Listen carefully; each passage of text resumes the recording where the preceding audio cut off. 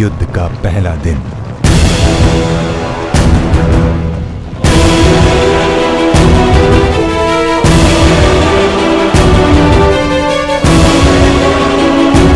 युद्ध प्रारंभ करने की आज्ञा है धर्मराज।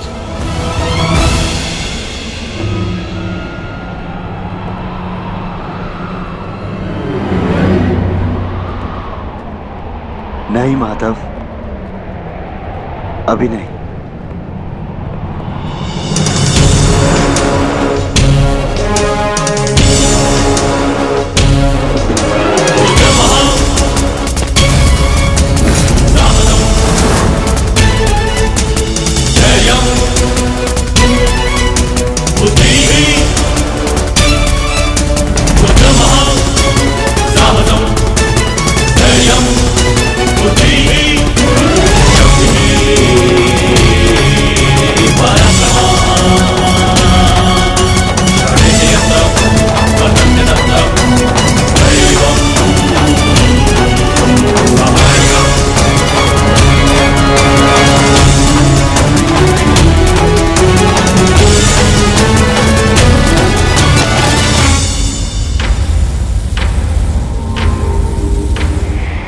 ज्येष्ठ, ये युधिष्ठिर हमारे समक्ष क्यों खड़ा है? अरे भयभीत है वो।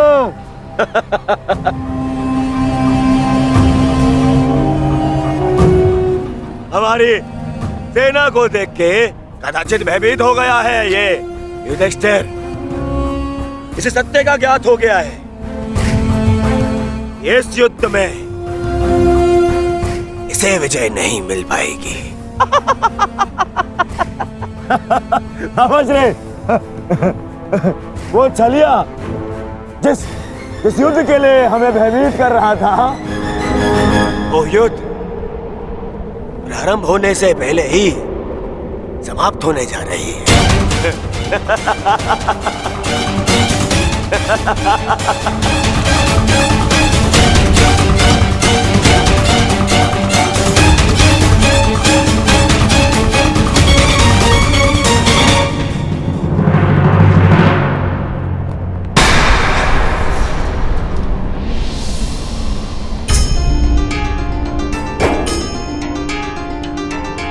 प्रणिपात पितामह।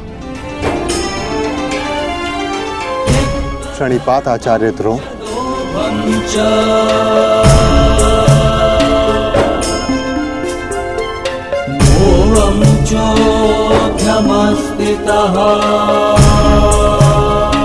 और उन सबको भी प्रणिपात जो आयु में, ज्ञान में, अनुभव में मुझसे बड़े। और मैं उन सबका अभिनंदन करता हूं जो एक योद्धा होने का कर्तव्य निभाने के लिए इस कुरुक्षेत्र में पधारे हैं। मैंने सदैव अपने बड़ों से सीखा है कि कोई भी कार्य आरंभ करने से पूर्व बड़ों का आशीर्वाद अनिवार्य है। और मैं अपने सभी भ्राताओं की ओर से पितामह आचार्य द्रोण के साथ सभी बड़ों से आशीर्वाद देने की प्रार्थना करता हूं।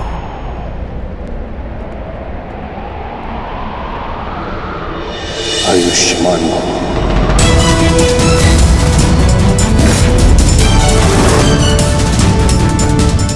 तुम्हें अपने पराक्रम का फल प्राप्त हो युधिष्ठिर।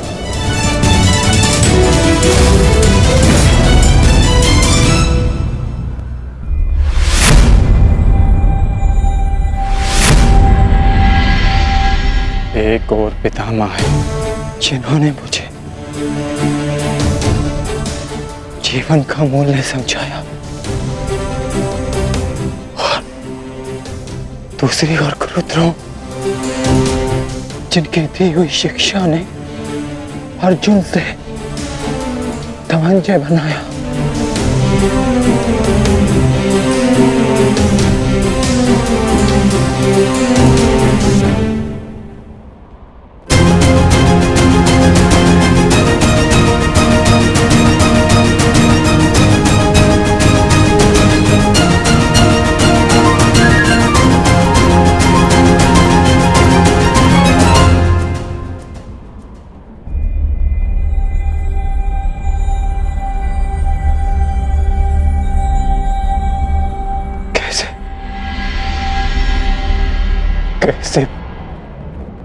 तुझसे प्रहार कर पाऊंगा मैं नहीं पाऊंगा।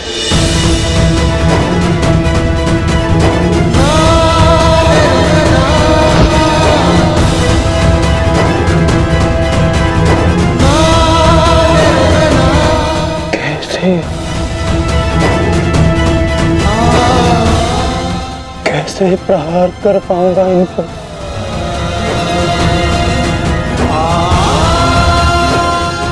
कैसे?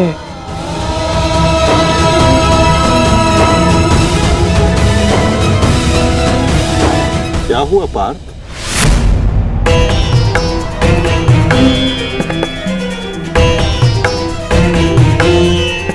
मेरी आपसे विनती है माधव,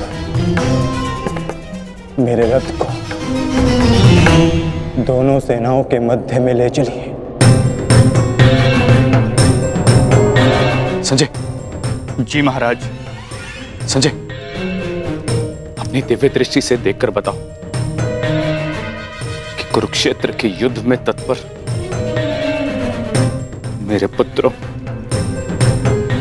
और पांडवों की सेना के मध्य क्या क्या हो रहा है। जो आज्ञा महाराज।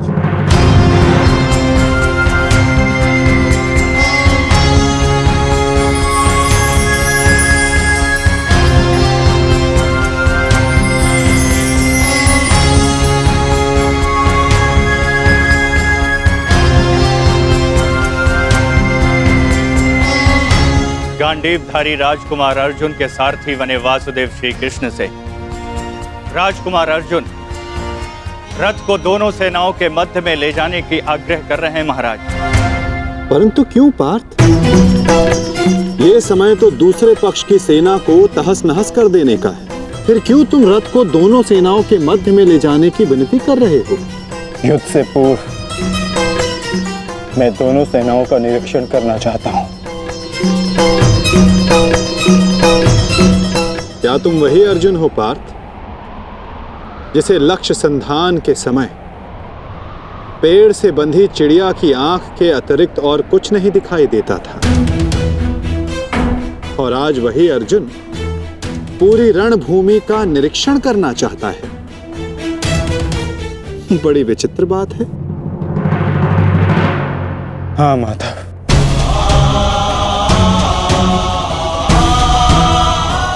वो चिड़िया काष्ठ की बनी थी, परंतु जिनसे मैं युद्ध करने वाला हूं वो रक्त, अस्थि और मांस से बने मनुष्य हैं।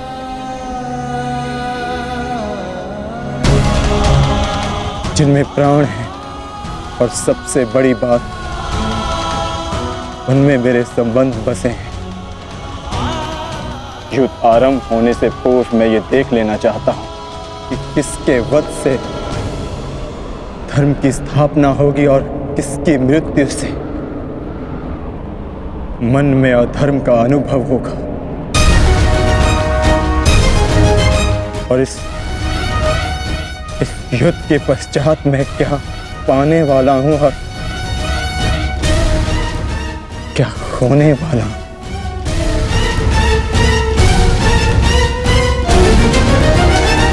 तुम एक योद्धा हो अर्जुन, और तुम यहां अधर्म का बलिदान लेने आए हो,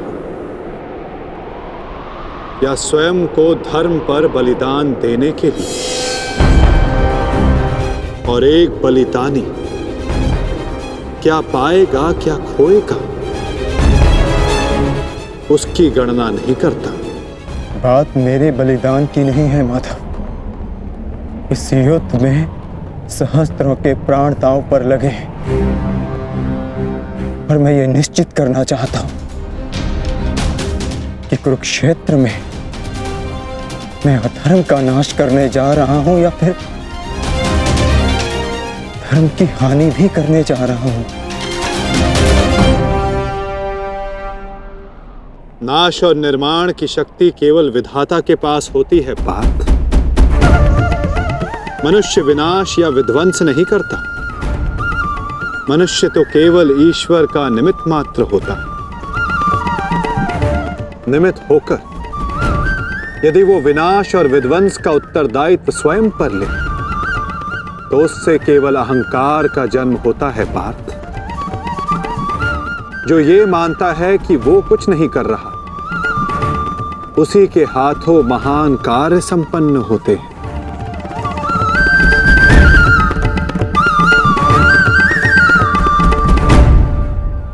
परंतु मैं तुम्हारी कामना अवश्य पूर्ण करूंगा पार्थ,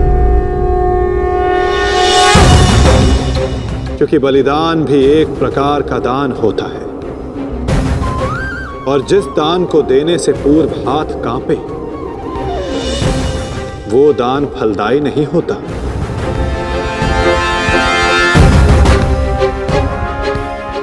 आओ पार्थ, मैं तुम्हें युद्ध भूमि के मध्य ले चलता हूं।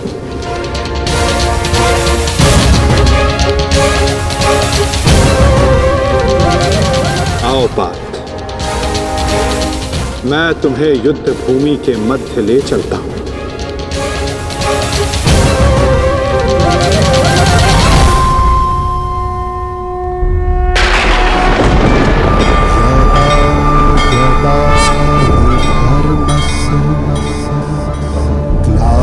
ग्लानिर्भवति भारत।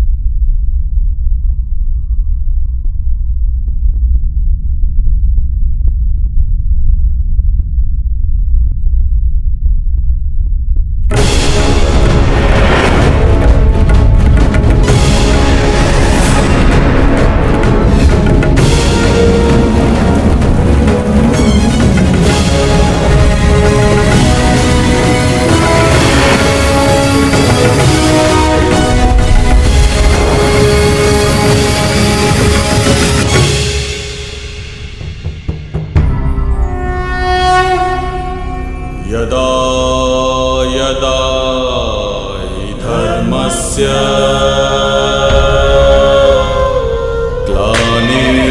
ग्लानिर्भवति भारत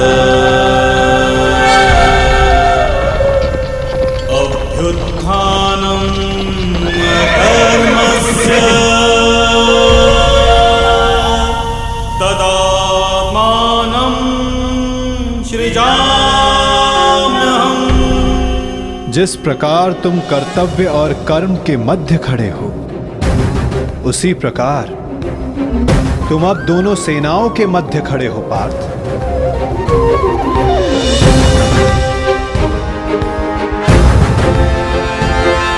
करो, क्या निरीक्षण करना चाहते हो?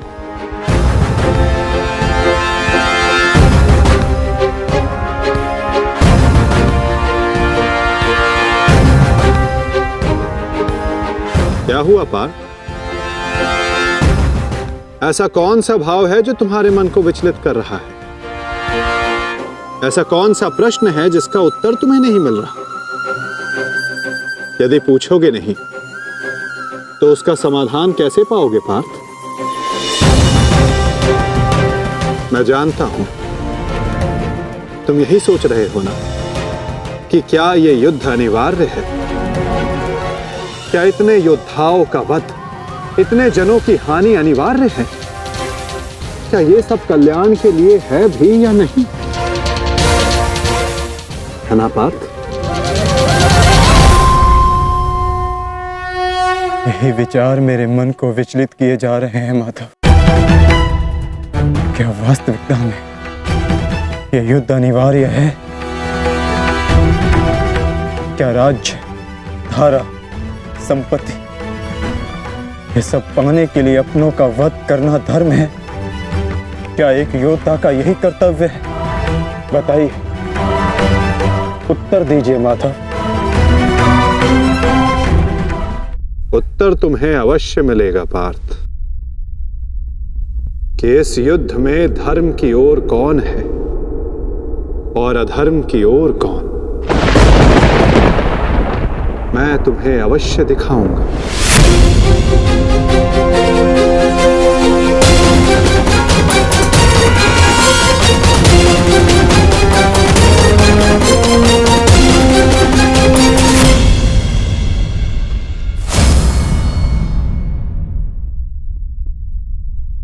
ये है वो हस्तिनापुर युवराज दुर्योधन, जिसे रक्त रंजित करने की कल्पना मात्र से तुम्हारा मन डोल रहा है पार्थ। ये वही युवराज दुर्योधन है जिसकी कुदृष्टि सदा तुम्हारे परिवार पर डोलती आई है पार्थ। स्मरण है पार्थ? ये वही है जिसने पांचाली को भरी सभा में वैश्य सिद्ध करके अपनी जंघा पर बैठने का निमंत्रण दिया था। ओ दासी द्रौपदी, आकर मेरी जंगा में बैठो। कैसे पवित्र याज्ञ सेनी को भरी सभा में इसने मलिन करने का प्रयास किया था। वस्त्र हरण करो इस दासी द्रौपदी का। और ये तुम्हारे मातुल्य गांधार राज शकुनी, इन्होंने जब शकुन मनाया केवल तुम्हारे परिवार के अनिष्ट का शकुन मनाया पार्थ।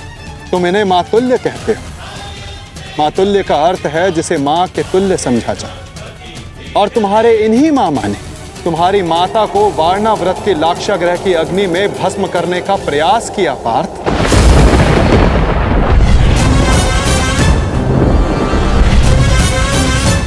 और वो जो ऊंची दृष्टि करके खड़ा मध्यांध दुशासन, स्मरण करो पार्थ, कैसे वो द्रौपदी को उसके केशों से खींचकर भरी सभा में लाया था।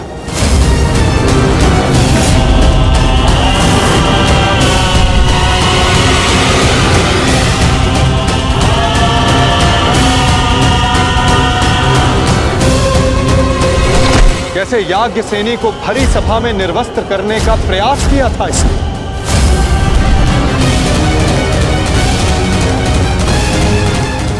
क्या तुम ये सब भूल रहे हो पार्थ? ये है महामहिम भीष्म, द्रोणाचार्य, अश्वत्थामा।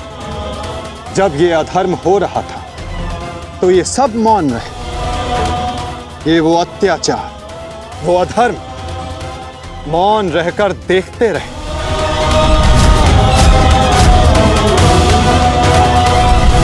स्मरण करो वो वनवास, वो अज्ञातवास जिसने तुम्हें तुम्हारा पौरुष त्याग कर बेहनल्ला बनने को विवश किया।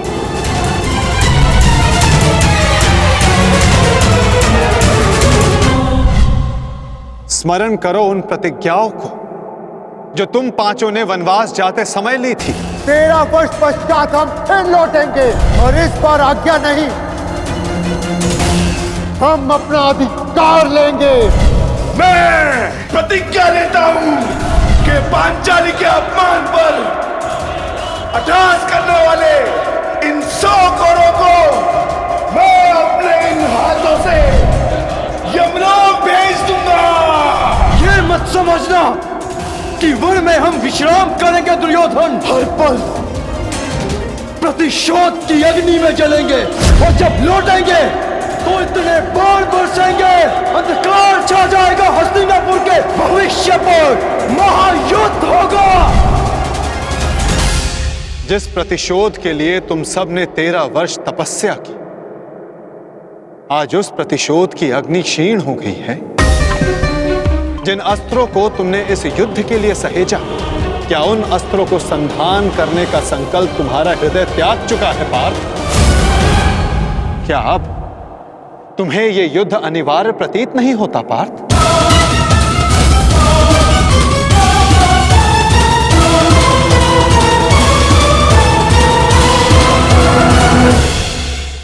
जिस प्रतिशोध के लिए तुम सब ने 13 वर्ष तपस्या की, आज उस प्रतिशोध की अग्नि क्षीण हो गई है।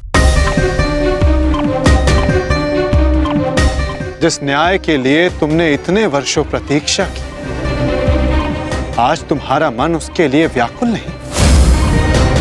जिन अस्त्रों को तुमने इस युद्ध के लिए सहेजा, क्या उन अस्त्रों को संधान करने का संकल्प तुम्हारा हृदय त्याग चुका है पार्थ? क्या अब तुम्हें यह युद्ध अनिवार्य प्रतीत नहीं होता पार्थ?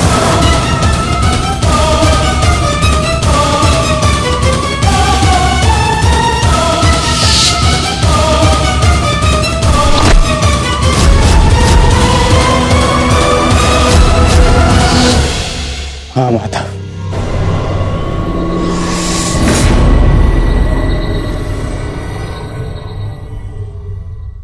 ये युद्ध अनिवार्य है।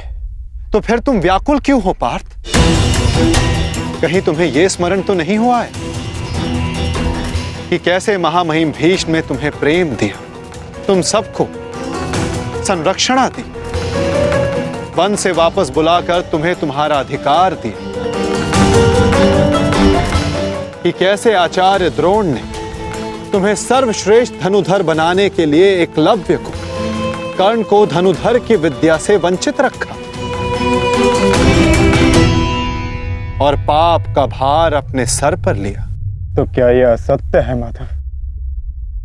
क्या उन्होंने ये सब नहीं किया? क्या उनका वध करना धर्म है? मेरे पक्ष का क्या? वहां के निर्दोष भी इस युद्ध में मारे जाएंगे। ये नाश क्यों? तुम्हारा कार्य युद्ध करना है पार्थ, धर्म अधर्म की तुलना करना नहीं।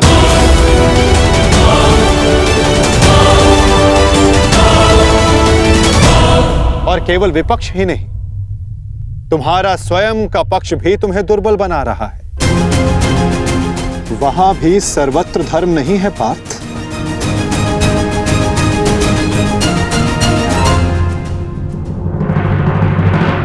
आओ, मैं तुम्हें अपना पक्ष दिखाता हूं।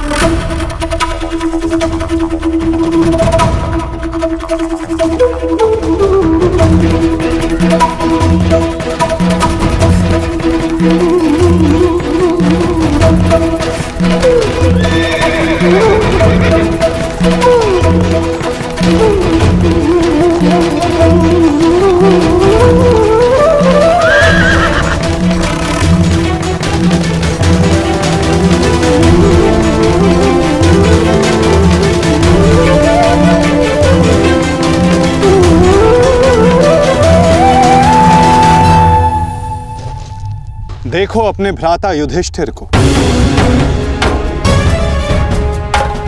भ्राता भीम को, नकुल सहदेव को, अपने भतीजों को, अपने पुत्रों को।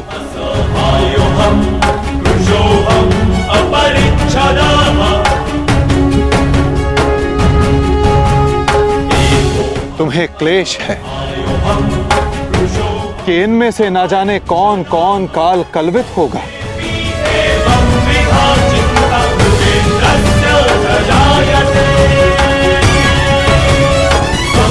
इनकी मृत्यु की संभावना तुम्हारे मन को दुर्बल बना रही है पार्थ।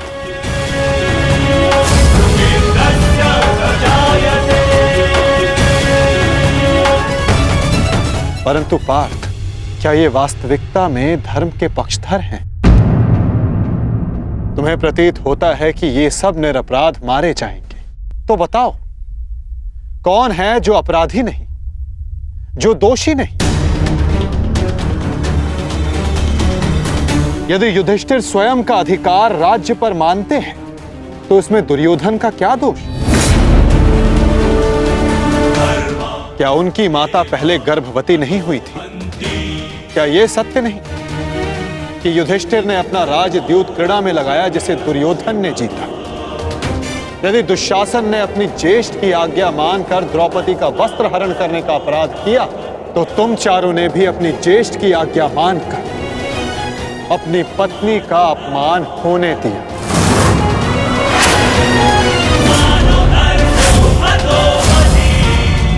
जिस कर्ण ने अपने कौशल से अपनी श्रेष्ठता सिद्ध की, उसे बार बार सूत पुत्र कहकर पुकारना क्या भीम का अपराध नहीं था? धर्ममेव हतोहन्ति। द्यूत क्रीड़ा के नियम जानते हुए भी युधिष्ठिर ने उसका प्रस्ताव स्वीकार किया। क्या ये युधिष्ठिर का अधर्म नहीं था? तो बताओ पार्थ, कहां धर्म है और कहां अधर्म? कौन दोषी है और कौन निर्दोष? बोलो पार्थ।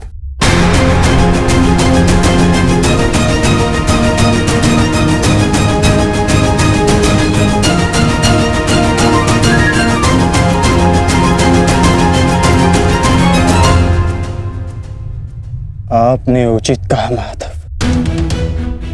दोनों ही पक्षों में धर्म भी दिखता है और अधर्म भी। परंतु मैं क्या करूं? अपना कर्तव्य जानो पार्थ, चूंकि तुम अभी तक धर्म का स्वरूप नहीं जान पाए हो। उचित कहा आपने। मेरा अंग अंग कांप रहा है, मंद हो गई है। कांटे हाथ से बार बार सरक रहा है। मैं इस महाविनाश का पूर्व अनुमान करके चिंतित हो गया। कोई अपमान इतना बड़ा नहीं, कोई प्रतिशोध इतना प्रबल नहीं कि सहस्त्रों के लाखों के प्राणों की आहुति देकर पूरा किया जाए। मैं इतने बड़े विध्वंस को, महाविनाश को स्वीकार नहीं कर पा रहा हूं माधव। विनाश से ही विकास का प्रारंभ होता है पार्थ। निर्माण के विज्ञान में विध्वंस का ज्ञान अति आवश्यक है। यदि एक डाली काटो तो उससे दो डालियां जन्म लेती। यदि एक नए पौधे का निर्माण करना हो तो उस फल को पेड़ से टूटकर दूर जाना होता है। जिस भारत के विध्वंस से तुम आज व्याकुल हो, कल वही नए भारत का सृजन करेगा पार्थ। यदि नया घर बनाना हो तो पुराने घर को तोड़ना होता है। क्लेव्यम मास मगमा पार्थ नैतत्वयि उपपद्यते। ये मोह, ये नपुंसकता एक योद्धा को शोभा नहीं देती पार्थ। उठो, जागो और अपना शस्त्र उठाओ पार्थ। तब तक संघर्ष करते रहो जब तक तुम्हें तुम्हारा लक्ष्य ना मिल जाए।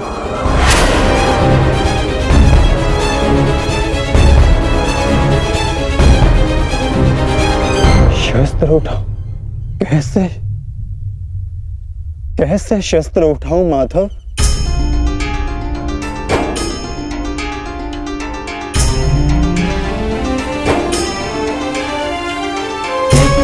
धर्मं च लोभं च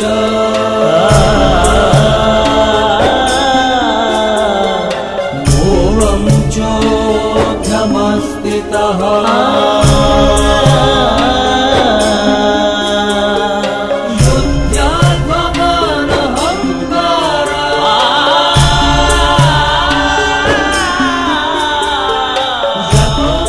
जिनकी सेवा और आज्ञा पालन करना जीवन का धर्म है, उन पितामह पर, आचार्य द्रोण पर कैसे शस्त्र उठाऊं मैं? कैसे माधव? ये कौरव है तो मेरे भाई ही ना। सबकी धमनियों में एक ही रक्त है। इन्हें मारकर इंद्रप्रस्थ तो क्या, इंद्रलोक भी मिले तो क्या लाभ?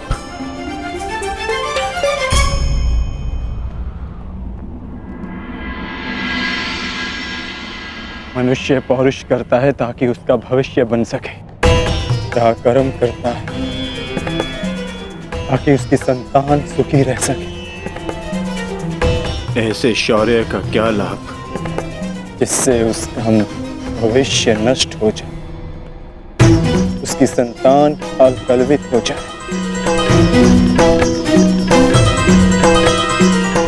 इन लाखों सैनिकों को देखिए माता, इनमें से कितने सुरक्षित अपने घरों को लौटेंगे, कितनों की पत्नी सुहाग का चिन्ह धारण करेंगी, कितने बालक अनाथ होंगे।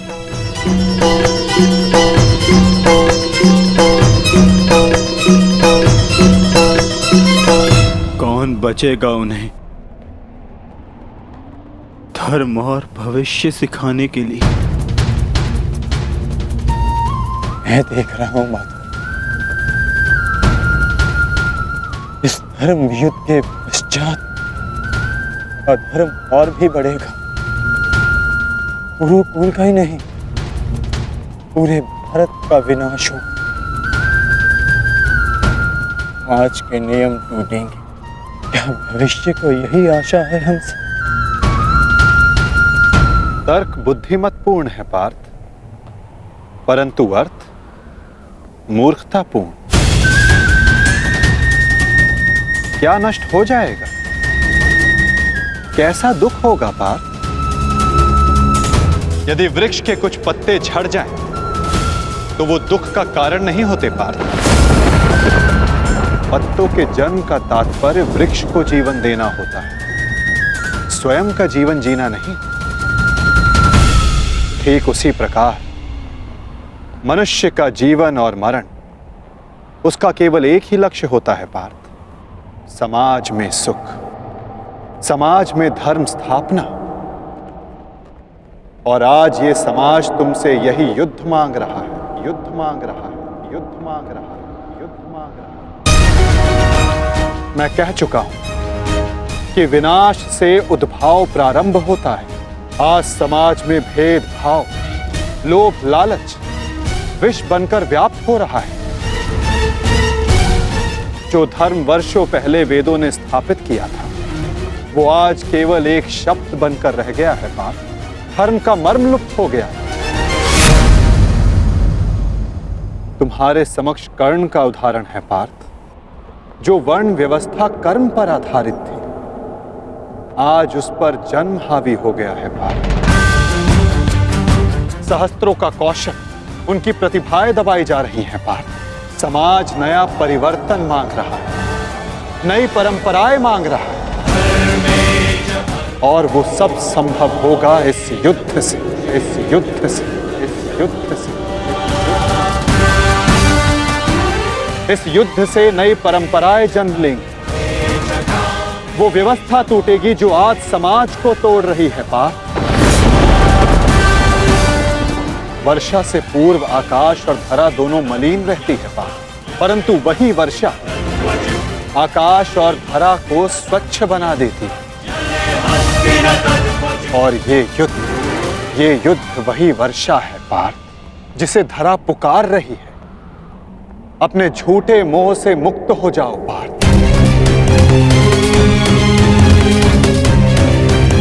और अपने वास्तविक लक्ष्य को पहचानो। समग्र मानव समाज के लाभ का विचार करके उठाओ अपना शस्त्र, उठो और गांडीव की तनकार से बता दो समस्त संसार को कि परिवर्तन आ रहा है। अपने बाणों से तोड़ डालो इस व्यवस्था को और जन्म दो नूतन परंपरा को पार्थ। यही धर्म है।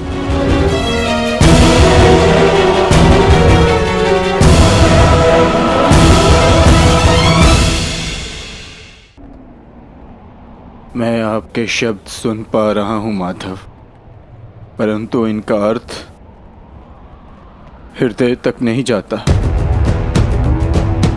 मन संशय से इतना भरा, शस्त्र उठाने में स्वयं को असक्षम पाता हूं। मोह का आवरण धुंध बनकर दृष्टि के समक्ष। धर्म का संशय, मन अपनों की हानि के विचारों से भरा है। संसार को कैसे देखूं?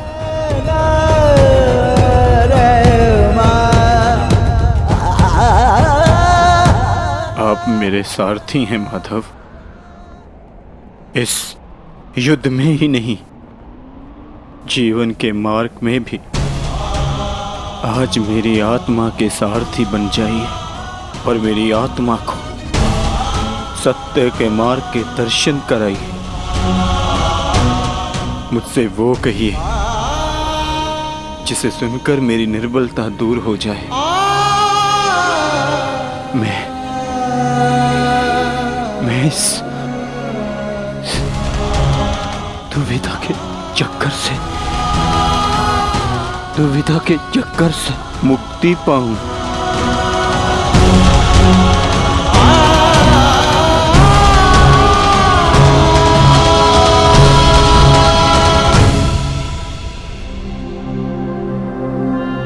पार्थ,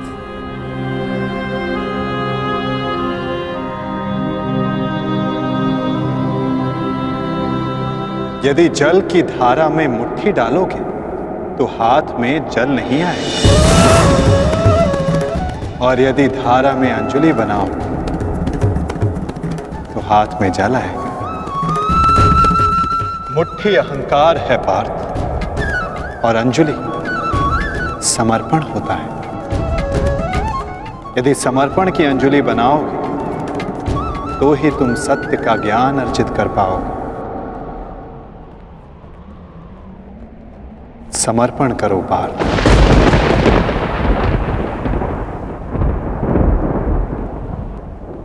मैं समर्पण करता हूँ, समर्पण करता हूँ, समर्पण करता हूँ, समर्पण करता हूँ।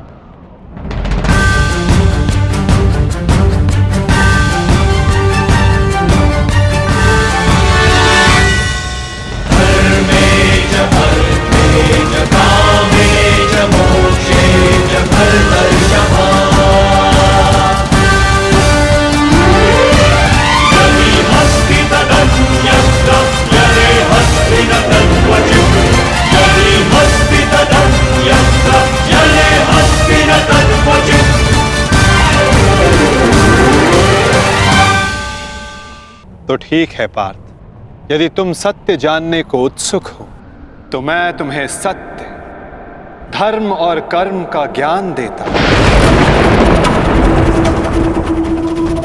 मैं तुम्हें धर्म और कर्म का मर्म समझाता हूं पार्थ। मैं तुम्हें वो ज्ञान देता हूं जो मानवता को चिरकाल तक उनका मार्गदर्शन करता रहेगा, उसका सहयात्री और सारथी बनेगा।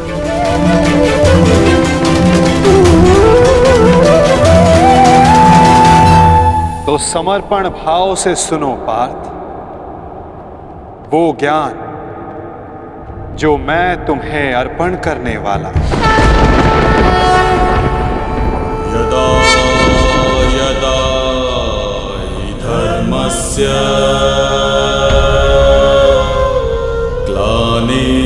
ग्लानिर्भवति भारत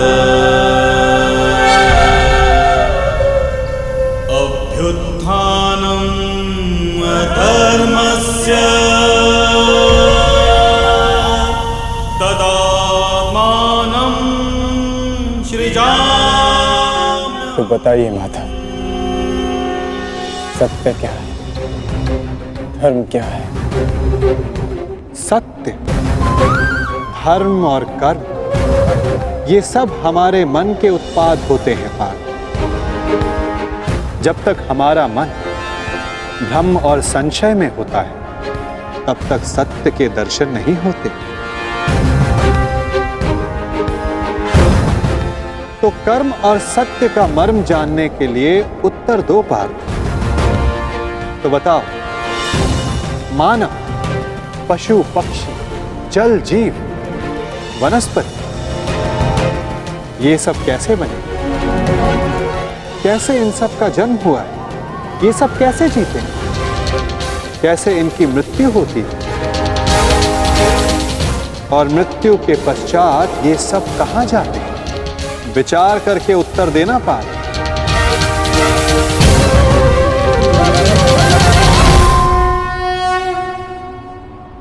क्योंकि इसी प्रश्न में तुम्हारे भ्रम का उत्तर छिपा हुआ है। तो बताओ। देह मिट्टी से बना है माधव, वायु श्वास बनकर उसे जीवन देती है, अग्निताप बनकर उसे चलाता फिराता है, जल रक्त और मज्जा से बनकर उसे जीवित रखता है, और आकाश देह के रिक्त स्थानों में उपस्थित रहता है। इसी प्रकार इन्हीं 5 महाभूतों से देह का निर्माण हुआ है माधव, और मृत्यु के पश्चात इन्हीं 5 भूतों से इसका विलय हो जाता है।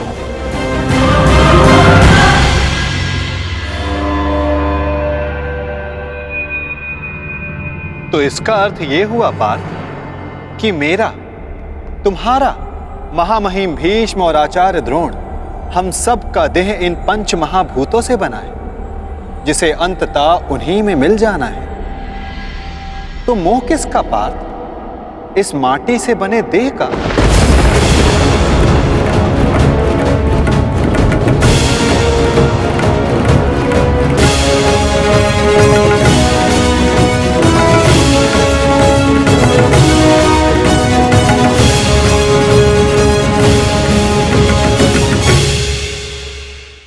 महामहिम भीष्म और आचार्य द्रोण, हम सब का देह इन 5 महाभूतों से बना है, जिसे अंततः उन्हीं में मिल जाना है। तो मोह किसका पार्थ? इस माटी से बने देह का। तो क्या ये देह महत्वपूर्ण नहीं है माधव? इसी देह से हम अपना रूप और परिचय पाते हैं। यदि ऐसा है पार्थ, तो मनुष्य के मृत्यु के पश्चात उसके देह को नष्ट क्यों कर दिया जाता है? मनुष्य का वास्तविक स्वरूप और परिचय उसके देह से नहीं, उसके स्वभाव, उसके कर्म, उसके विचारों से होता है पार्थ। जब मनुष्य का देह नष्ट हो जाता है, इस संसार में नहीं रहता, तो मनुष्य के कर्म और उसके विचार उसका परिचय बनकर इस संसार में रहते हैं पार्थ। मनुष्य का जीवन केवल 20 दृश्य और अदृश्य पदार्थों का संगम है, परंतु फिर भी सबके विचार, सबका चरित्र भिन्न है। क्यों माधव? जब उत्तम सम्मान है तो सब में अंतर क्यों? कारण है 3 गुण, रजोगुण, सत्वगुण और तमोगुण। ये 3 गुण क्या है माधव? तमस का अर्थ है अंधकार, अर्थात प्रकाश का अभाव। विचार के प्रकाश के अभाव में केवल शरीर की इच्छाओं के अधीन होकर जीना तामसिक व्यवहार कहलाता है पार्थ। पशु, पक्षी, जल, जीव ये सब इसी श्रेणी में आते हैं पार्थ। और सत्व का अर्थ है ज्ञान का प्रकाश, जो सत्य का, धर्म का, नीति और परंपराओं का विचार करके जीवन जीता है, उसे सात्विक जीवन कहते हैं पार्थ। और इन दोनों गुणों के मध्य होता है रजोगुण, अर्थात ऐसा मनुष्य जिसमें ज्ञान है, विचार करने की शक्ति है, परंतु वो मन और शरीर की शूद्र इच्छाओं से बंधा रहता है। ऐसा मनुष्य रजस अर्थात अहंकार के साथ जीता है। इन्हीं तीनों गुणों की न्यून या अधिक मात्रा के मेल से मनुष्य का स्वभाव बनता है। प्रत्येक मनुष्य दूसरे मनुष्य से भिन्न होता है। उधर देखो पार्थ,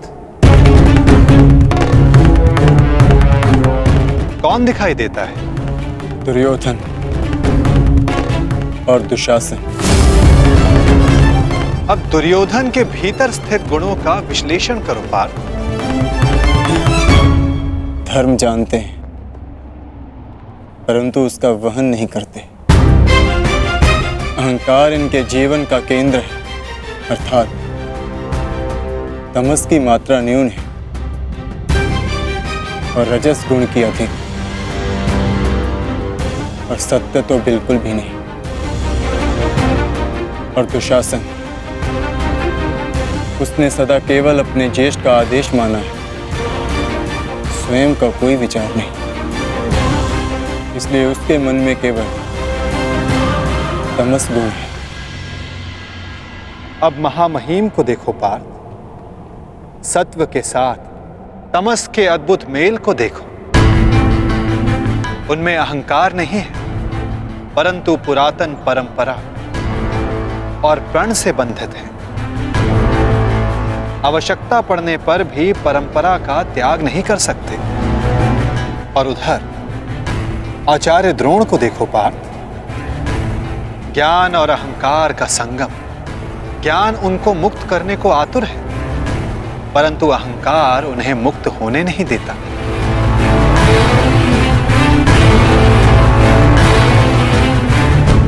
परंतु माता, यदि मनुष्य का स्वभाव इन गुणों के मेल से आकार पाता है, तब तो उसका व्यवहार जन्म से ही निश्चित होता है ना। सिंह का गुण है कि वो मृग का आखेट करेगा ही, भयभीत करेगा ही। उसी प्रकार मृग का भी गुण है कि उसे सिंह से भयभीत होना ही है। यदि किसी का अपराधी और अधर्मी होना निश्चित है, तो फिर हम क्यों किसी के कर्मों की प्रशंसा करते हैं? क्यों हम किसी को अपराधी मानकर उसे दंड देते हैं? क्या आवश्यकता है किसी के नाश की? क्या आवश्यकता है किसी के प्रतिकार की? उत्तम प्रश्न है पार्थ, परंतु मनुष्य का कर्म जानने से पूर्व यह समझ लेना आवश्यक है कि मनुष्य वास्तव में है क्या। क्या मनुष्य केवल पंच महाभूतों का मेल है? नहीं, मनुष्य केवल पंच महाभूतों का, पंच पदार्थों का, पंच ज्ञान इंद्रियों, पंच कर्मेन इंद्रियों और 3 गुणों का मेल नहीं। इन 23 गुणों के अतिरिक्त भी एक शक्ति है जो मनुष्य को विचार करने की, धर्म और कर्म समझाने की, उसको भिन्न बनाने की शक्ति देती है। और वो शक्ति है चेतना। इन 24 तत्वों का मेल ही प्रकृति है पार्थ, जो मनुष्य योनि नामक यंत्र में वास करती है। पुरुष अर्थात परमात्मा का अंश। जब पुरुष और प्रकृति अर्थात आत्मा और परमात्मा का मेल होता है, तभी जाकर मनुष्य का देह जीवित रहता है। यदि मनुष्य परमात्मा का अंश है, तो फिर ये आत्मा क्या है? इसे कैसे जाना जाए? तुम एक महारथी हो और इस रथ का उपयोग करते हो। उसी प्रकार आत्मा इस शरीर नामक रथ का, इस यंत्र का उपयोग करती है, परंतु आत्मा शरीर नहीं होती। एक रथ के टूट जाने पर जिस प्रकार रथी का नाश नहीं होता, उसी प्रकार शरीर के नष्ट हो जाने पर आत्मा का नाश नहीं होता। नयनम चिंदन्ति शस्त्राणि नयनम दहति पावक न चैनम क्लेद्यन्तापो न शोष्यति मारुता।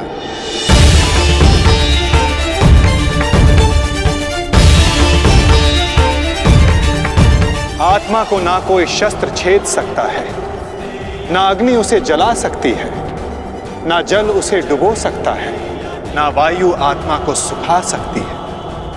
आत्मा अजर है, आत्मा अमर है, अमर है, अमर है, अमर है। आत्मा शरीर से जुड़े होने के पश्चात भी वो शरीर से अलग है। ना हन्यते हन्यमाने शरीरम पार्थ। शरीर की हत्या की जा सकती है, परंतु आत्मा की हत्या नहीं की जा सकती। वो अचल है, स्थिर है, वो सनातन है, सर्वव्यापी है।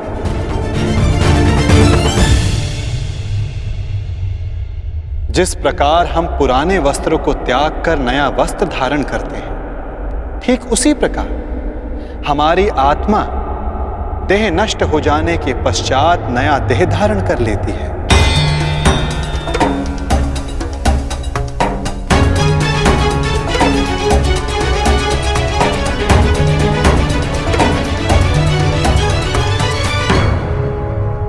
परंतु स्वयं को देह ना जानकर मैं आत्मा को कैसे जान सकता हूं माता?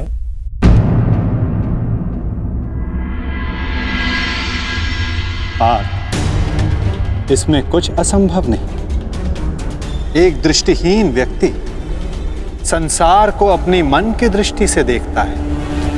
बोलने में असक्षम व्यक्ति प्रयास करके अपने संकेतों से संसार को समझाता है।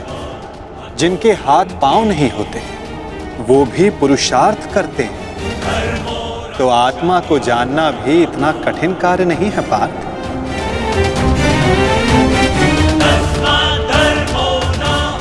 जिस प्रकार मूर्छित होने पर शरीर गिर जाता है, कुछ करने योग्य नहीं होता परंतु जीवित रहता है, उसी प्रकार आत्मा से अनजान व्यक्ति मूर्छित शरीर के समान होता है। वो जीवित रहता है परंतु कर्म और धर्म को समझ नहीं पाता है।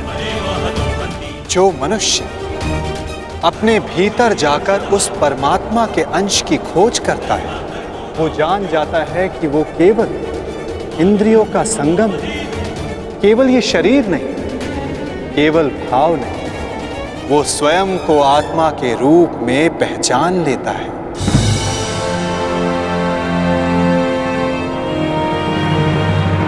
पर ब्रह्म विभाजित होकर पुरुष और प्रकृति बने पार्थ।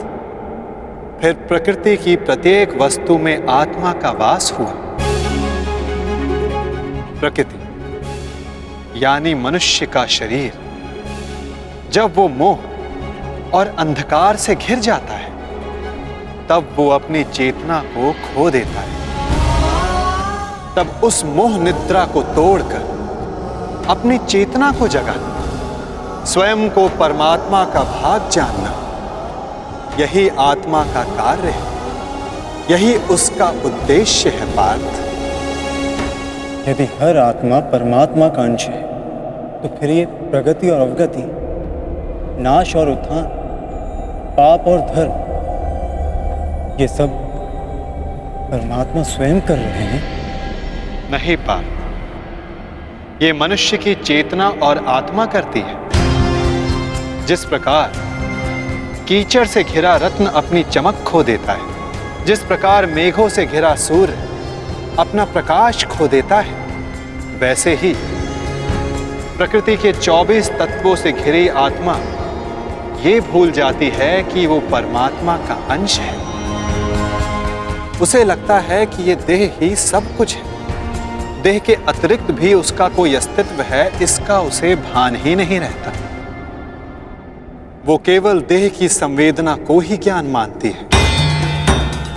हानि लाभ, सुख दुख, स्वाद गंध, स्पर्श श्रवण, बस इसे ही अपना अनुभव मान लेती है। वो पाप करती है जो आत्मा परिवर्तन का प्रयत्न ही करती, जो अधर्म करते रहती है। उसको जागरूक करने के लिए दंड देना अनिवार्य होता है पार्थ। उसके जागरण के लिए युद्ध अनिवार्य होता है।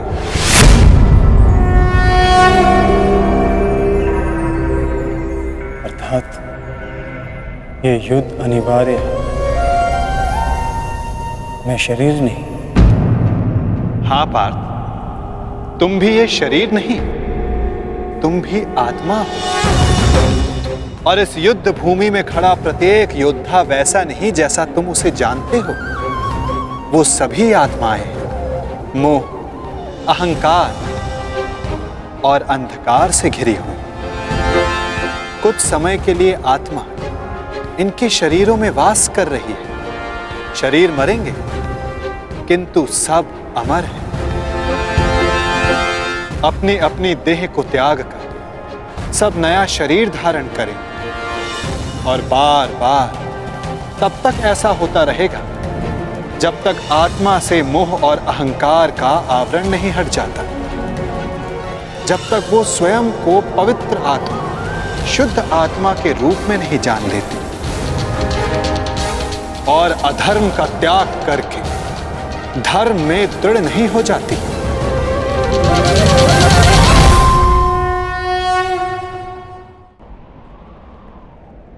ब्रह्म विद्या का पहला पाठ यही है पार्थ। तुम क्या खोने से डरते हो? तुम क्या साथ लाए थे जो तुम वापस ले जाओगे? जिसने जन्म लिया है उसे एक ना एक दिन अवश्य मरना होगा, और जो मरेगा उसे फिर से जन्म लेना होगा। यही महाज्ञान सांख्य योग है पार्थ।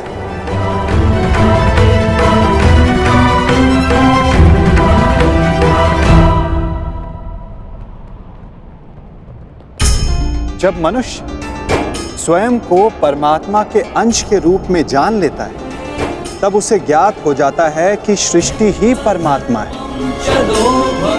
और परमात्मा ही सृष्टि है। सृष्टि और परमात्मा में कोई भेद नहीं। तब वो अन्य प्राणियों के प्रति कठोर और निर्दयी नहीं होता पार्थ। यदि जीभा दांतों से कट जाए तो पीड़ा केवल जीभा को नहीं होती, समग्र शरीर उसकी पीड़ा अनुभव करता है। ठीक उसी प्रकार स्वयं को आत्मा के रूप में जानने वाला सारे संसार की पीड़ा को स्वयं अनुभव करता है और उनके सुख में आनंद भी मनाता है पार्थ। जब तक इस संसार में एक भी मनुष्य को पीड़ा है, तब तक वास्तव में किसी का भी सुख संपूर्ण नहीं होता। और इस सत्य को जानकर मनुष्य का हृदय, मनुष्य का मन करुणा से भर जाता है। करुणा ही धर्म है पार्थ। जिस मनुष्य पर तमस गुण छाया होता है वो निर्दयी, कठोर और स्वार्थी होता है। वो अपने सुख के लिए दूसरों को दुख देता है, परमात्मा की ओर गति नहीं करता। अर्थात परमात्मा से दूर ले जाने वाले मार्ग का नाम अधर्म है पार्थ।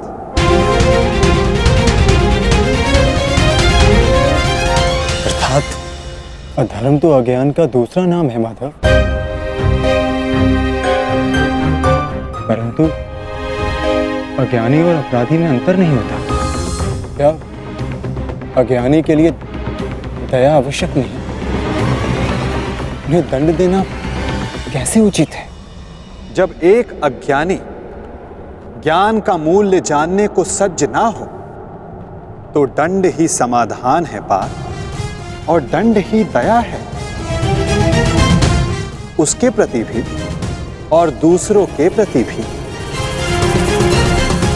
सृष्टि की गति सदा परमात्मा की ओर हो यह आवश्यक नहीं पार्थ। कभी कभी ऐसी स्थिति भी आती है जब अधर्म, मोह और अज्ञान बढ़ जाता है। धर्म के नाश का भय उत्पन्न हो जाता है। यदि संसार से धर्म लुप्त हो जाता है तो करुणा भी नष्ट हो जाती है, सत्य भी नष्ट हो जाता है। यदि भविष्य में आने वाली पीढ़ियों को धर्म प्राप्त हो सके, इसलिए आज अधर्मियों का वध करके धर्म की स्थापना करना आवश्यक है पार्थ। और आज तुम्हारे समक्ष ऐसी ही स्थिति है।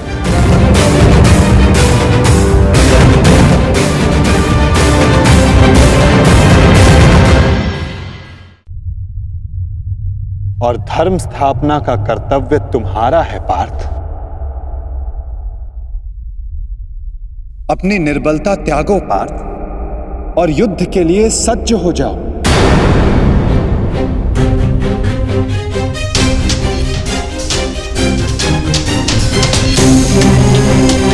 किंतु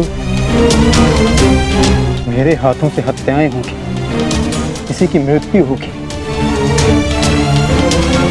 क्या मेरे भीतर की करुणा का नाश नहीं हो जाएगा माधव? यदि करुणा ही धर्म का आधार है तो फिर मेरी आत्मा तो अधर्मी बन जाएगी माधव। कर्म का बंधन अवश्य निर्मित होता है, परंतु कार्य का बंधन निर्मित नहीं होता पार्थ। प्रत्येक कर्म कार्य होता है पार्थ, परंतु प्रत्येक कार्य कर्म नहीं होता।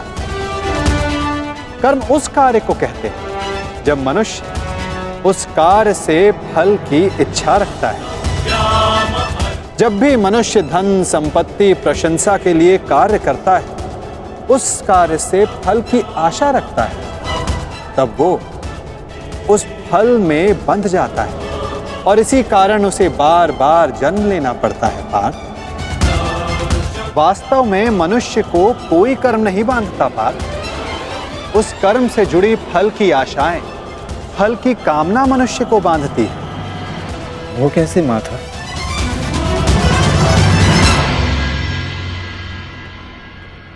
यदि तुम्हें इस युद्ध में विजयी होने की आशा है, तो पराजित होने पर तुम्हें भीषण दुख होगा पार्थ।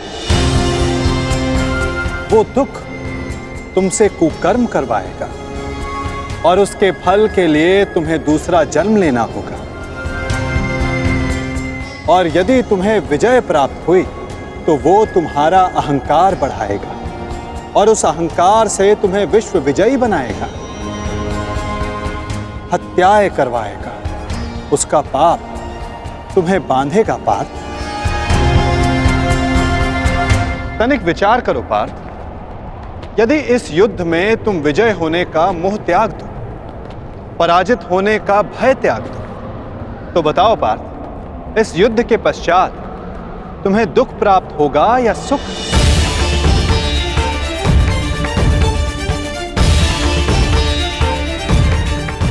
ना सुख ना दुख। अर्थात वास्तव में तुम्हारा सुख, दुख, हताशा, अहंकार, ये सब इस युद्ध के कारण नहीं, ये सब इस युद्ध से जुड़ी तुम्हारी आशाओं के कारण है पार्थ। क्या ये सत्य नहीं? सुख दुखे समे कृत्वा लाभा लाभा जया जय ततो युद्धाय युजस्व नैवं पापम वयाप्स्यसि।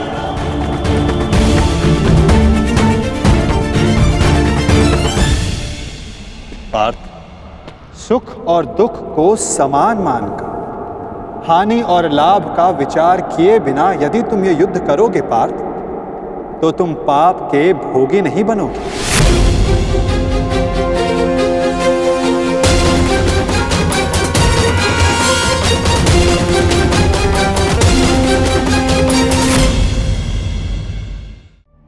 यदि तुम सुख दुख को समान मानकर हानि और लाभ का विचार किए बिना यदि तुम ये युद्ध करोगे पार्थ, तो तुम पाप के भोगी नहीं बनोगे। इसी को कर्म योग कहते हैं। जो सांख्य योग का ज्ञान प्राप्त कर लेता है, जो ये जान लेता है कि आत्मा ही शरीर है, देह का अनुभव और भोग केवल मृत्यु तक सीमित है, अर्थात वास्तविक नहीं, माया है, उसके लिए कर्म योगी बनना सरल हो जाता है पार्थ। तो यदि कर्म से बंधन निर्मित होता है तो फिर संन्यास लेकर जगत का त्याग करना क्यों उचित नहीं? ये युद्ध इसी सोच का ही तो परिणाम है पार्थ। तनिक विचार करो, जब सत्व गुण से भरे अधर्म को जानने वाले लोग कर्म का त्याग करते हैं, तब अधर्म से भरे लोग संसार चलाने लगते हैं पार्थ। यदि महामहिम भीष्म ने संसार का त्याग ना किया होता, तो आज संसार में अधर्म इतना नहीं बढ़ता पार्थ। यदि तुम्हारे पिता ने संन्यास ना लिया होता, तो आज तुम्हारे भ्राता युधिष्ठिर सुख से राज कर रहे होते, प्रजा को सुख और धर्म का ज्ञान देते। सत्व गुण से संचित लोग ही संसार को लाभ दे पाते हैं, परंतु जब वही संन्यास का विचार करते हैं तो धर्म की हानि होती है। जिस प्रकार सूर्य के ताप से जल वाष्प बनकर उड़ जाता है और कीचड़ रह जाता है, उसी प्रकार सत्वगुणी और सज्जन लोग इस संसार का त्याग करते हैं, तो तमस गुण से भरे अधर्मी इस संसार पर राज करते हैं और इसी कारण संसार में पाप, अपराध और अधर्म बढ़ता है। किंतु कर्म योग इस विचित्र स्थिति से सारे संसार का रक्षण करता है। एक कर्म योगी फल की आशा का त्याग करता है, किंतु वो कर्मों का त्याग नहीं करता। वो इसी संसार में रहता है, किंतु एक सन्यासी की भांति वो कार्य सारे करता है, परंतु कर्म एक भी नहीं करता। एक कर्म योगी अपनी संतानों से, अपने बंधु बांधवों से, अपनी प्रजा से किसी भी प्रकार की कोई आशा, कोई अपेक्षा नहीं रखता पार्थ। स्वयं उसे सन्यास का लाभ प्राप्त होता है और सन्यासी की भांति वो संसार को लाभ देता है। किंतु माधव,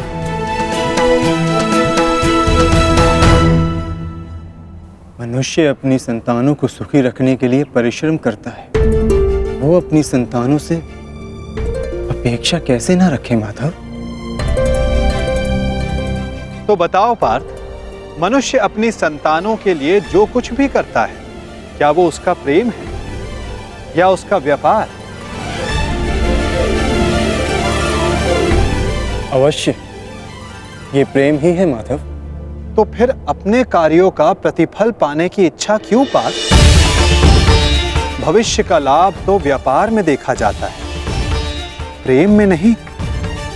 यदि मनुष्य अपनी संतानों का चरित्र निर्माण उचित रूप से करेगा, अपनी संतान को प्रेम और धर्म के संस्कार देगा, तो संतान भी मनुष्य को सम्मान और सुरक्षा अवश्य देगी पार्थ।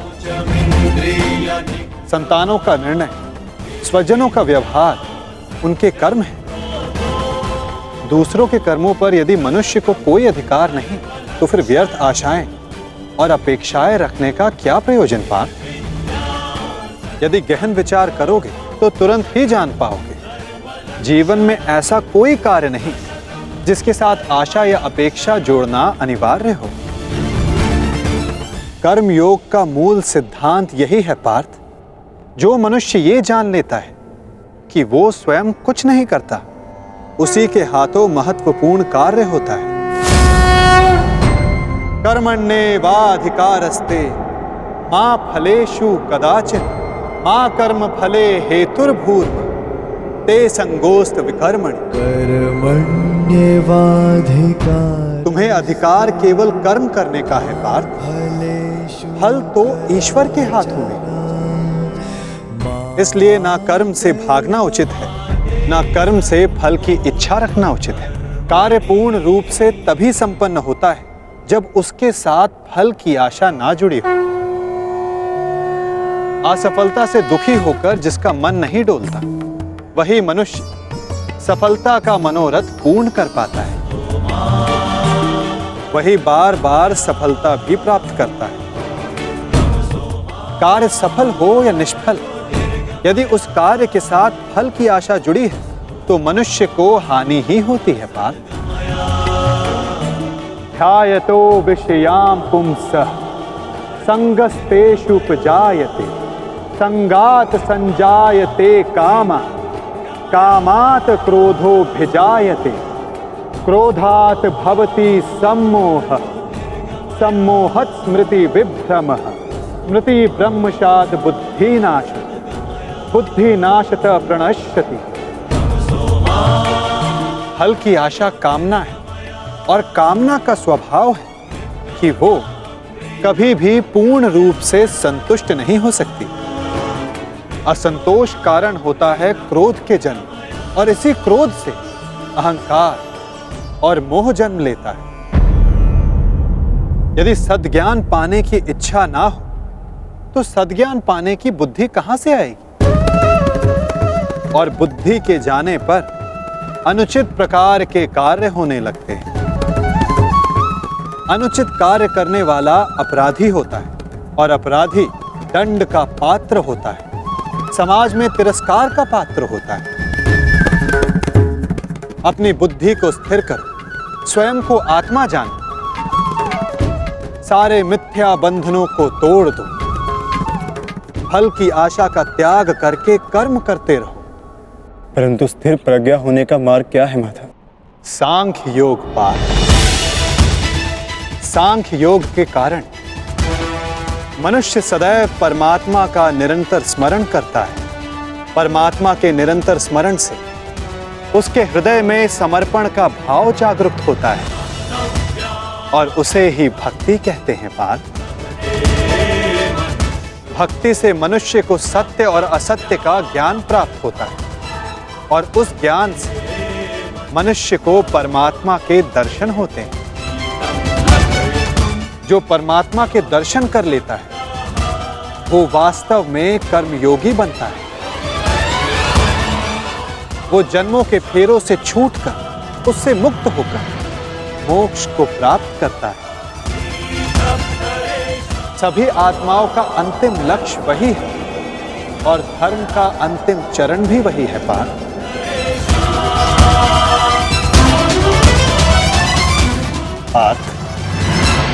परमात्मा के दर्शन करने हेतु दृष्टि पर बंधी मोह, क्रोध, अहंकार और पूर्वह ग्रह की पट्टी, उसको उतारना आवश्यक होता है पार्थ। यदि अंधेरे कक्ष में बैठा मनुष्य तुमसे यह पूछे कि मैं सूर्य के दर्शन कैसे करूं, तो उसे क्या कहोगे पार्थ? उससे कहोगे कि अपना कक्ष त्याग कर आकाश के नीचे आ जाओ। सूर्य तो सदा उपस्थित है। उसी प्रकार सारा संसार ही परमात्मा है। एक पर ब्रह्म का भाग होकर पुरुष और प्रकृति बने। प्रत्येक शरीर में परमात्मा का अंश होता है, और जो अपनी आत्मा के दर्शन कर लेता है उसे स्वयं परमात्मा के भी दर्शन हो जाते हैं पार्थ। जिस प्रकार नमक के एक कण का स्वाद सारे सागर के स्वाद से भिन्न नहीं होता, उसी प्रकार आत्मा का दर्शन परमात्मा के दर्शन से भिन्न नहीं होता पार्थ। क्या आप ही परमात्मा है माधव?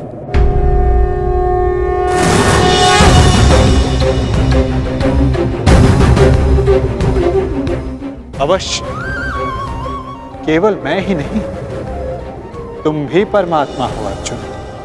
केवल तुम जागरूक नहीं, मैंने वो जान लिया है कि मैं ही समस्त संसार, इस संसार का कण कण हूं। मैं ही सूर्य, चंद्र, ग्रह और नक्षत्र हूं। मैं ही सारे मनुष्य हूं। मैं ही दुर्योधन हूं, और मैं ही अर्जुन, मैं ही अर्जुन, मैं ही अर्जुन। आपके प्रति समर्पण ही परमात्मा के प्रति समर्पण क्यों नहीं हो सकता माधव? अवश्य पार्थ, मेरे प्रति समर्पण ही परमात्मा के प्रति समर्पण है। सर्वधर्मान् परित्यज्य मामेकं शरणं व्रज, अहं त्वां सर्व पापेभ्यो मोक्षयिष्यामि मा शुचः। जगत के सारे धर्मों को त्याग कर तुम मेरी शरण स्वीकार करो पार्थ। मैं ही भूमि हूं, मैं ही आकाश हूं, मैं सूर्य से भी पुरातन हूं।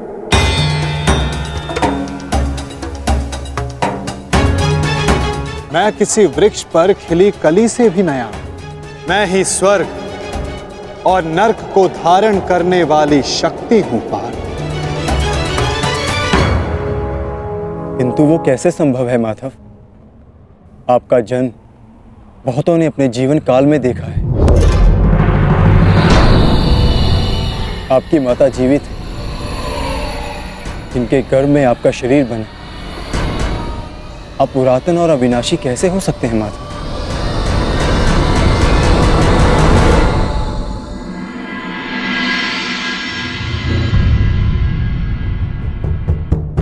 तुम शरीर को देख रहे हो पार्थ, और मैं आत्मा की बात कर रहा हूं। मेरे अनेक जन्म हुए, मैंने अनेक अवतार धारण किए, मेरे अनेक शरीर बने और मिट्टी में मिल गए। आगे भी मैं अनेक बार जन्म लूंगा पार्थ।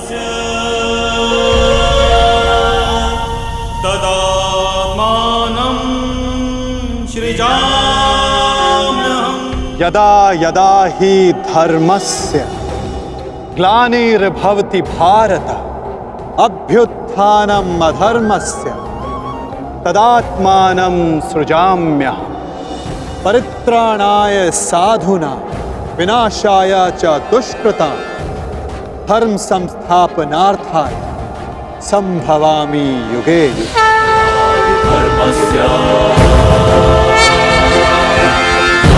भवति भारत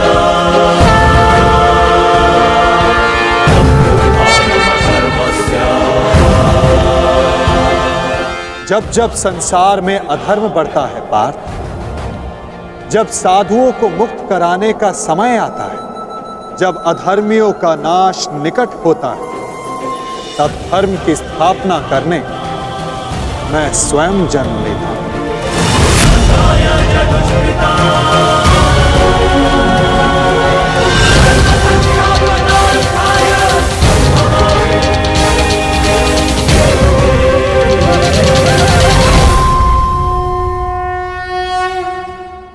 मैं ही अविनाशी परमात्मा हूं। मैं ही मत्स्य अवतार भी था, मैं ही वामन था, परशुराम भी मैं ही,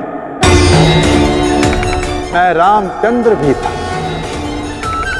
ब्रह्मा विष्णु महेश मैं, विद्या लक्ष्मी और काली मैं ना पुरुष ना स्त्री ना नपुंसक, मैं ना शरीर हूं ना शरीर का अंग हूं। मैं ही ज्ञान, मैं ही चैतन्य, मैं ही सृष्टि और मैं ही परब्रह्म।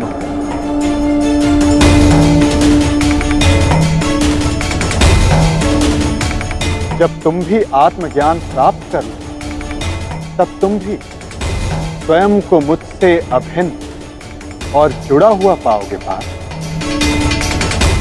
तब तुम भी मेरी ही भांति स्वयं को परमात्मा के रूप में जानोगे। परंतु ये पद प्राप्त करने के लिए तुम्हारा मेरे प्रति संपूर्ण समर्पण अनिवार्य है पार्थ। और ये समर्पण क्या है माता?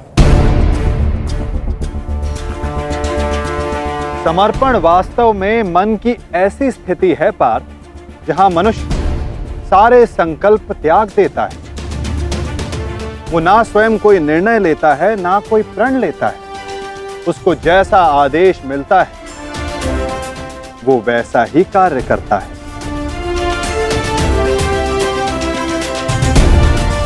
वास्तव में समर्पण का अर्थ होता है जब कोई अपने आप को किसी को अर्पण कर दे। जब मनुष्य अपनी बुद्धि, अपना मन, अपना अहंकार, सब कुछ किसी को अर्पण कर देता है तो यही समर्पण भक्ति कहलाता है। और मनुष्य इसी समर्पित भक्ति से ईश्वर को प्राप्त करता है पार्थ।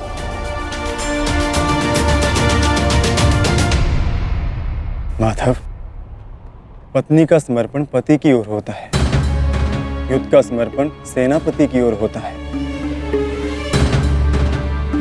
शिष्य के मन में गुरु भक्ति होती है। क्या ये सारी भक्तियां एक समान होती हैं? क्या इन सभी को ईश्वर की प्राप्ति होगी? नहीं पार्थ, मनुष्य जिसके प्रति समर्पित रहता है उसी के रूप में ढलने लगता है। उसके मन में ना संदेह जन्मता है ना प्रश्न। दुष्ट मनुष्य के प्रति जिसका समर्पण होता है उसके कार्य भी दूषित हो जाते हैं। अंगराज कर्ण धर्म को जानते हुए भी दुर्योधन के अधर्म को समर्पण किया। इस समर्पण से कर्ण को ईश्वर की नहीं दंड की प्राप्ति हो।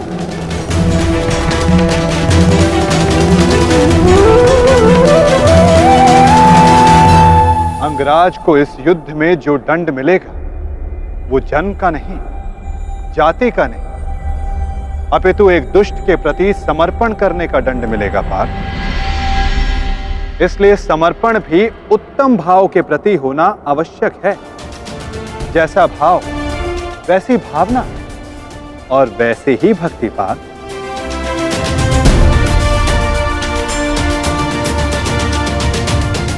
जैसी भक्ति वैसा ही परिणाम। माला यदि लोहे की हो तो उसे गले में धारण नहीं की जा सकती, उससे अपराधी को बांधा जाता है। उसी प्रकार स्वामी भक्ति, पति भक्ति, मित्र भक्ति, ऐसी अनेक भक्ति होती है पार्थ, परंतु श्रेष्ठ भक्ति केवल परमात्मा की होती है।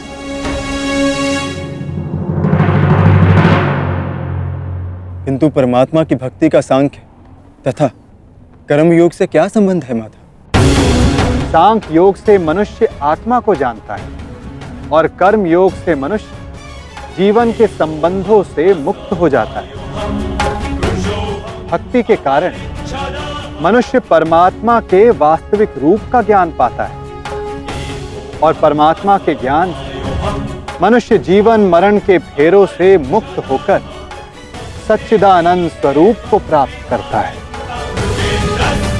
जैसे जल की एक छोटी सी बूंद सागर में समाकर स्वयं सागर बन जाती, उसी प्रकार मनुष्य परमात्मा में समाकर परमात्मा बन जाता है।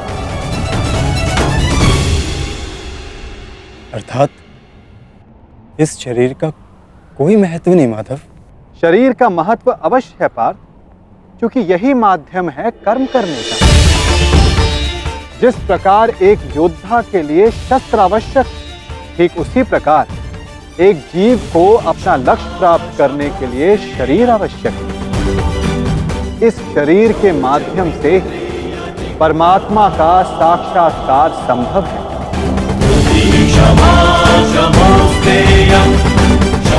मृत्यु और जन्म के बीच के समय में आत्मा के ज्ञान में कोई वृद्धि नहीं हो पाती पार्थ। इस जन्म में जो अनुभव, विचार और ज्ञान प्राप्त होते हैं, आत्मा उसी को लेकर नया शरीर धारण करती है। आत्मा की प्रगति और अधोगति केवल शरीर में रहकर ही हो सकती है। क्या यहाँ उपस्थित लोगों का वध कर देने से उनके उद्धार की संभावना का नाश नहीं होगा माधव? क्या उनका वध कर देना ही करुणा है? तुम्हारे शत्रु धर्म की सीमा पार कर चुके हैं पार्थ। अधर्म करना उनका स्वभाव बन गया है। जो अपराध और अपराधियों को उद्धार करने का अवसर एक सीमा तक ही दिया जा सकता है।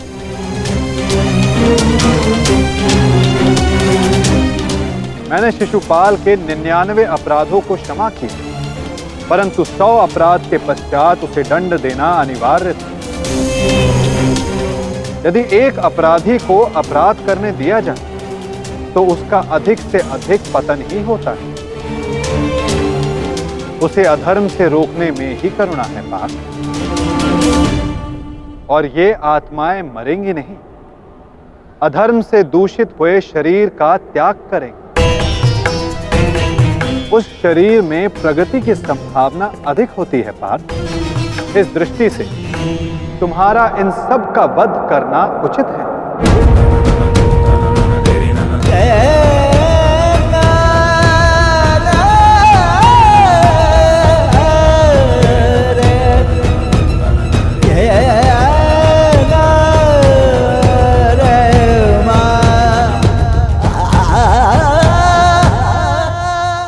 यदि एक अपराधी को अपराध करने दिया जाए तो उसका अधिक से अधिक पतन ही होता है। उसे अधर्म से रोकने में ही करुणा है पार्थ।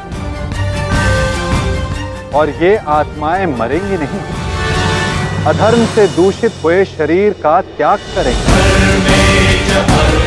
उस शरीर में प्रगति की संभावना अधिक होती है पार्थ। इस दृष्टि से तुम्हारा इन सब का वध करना उचित है।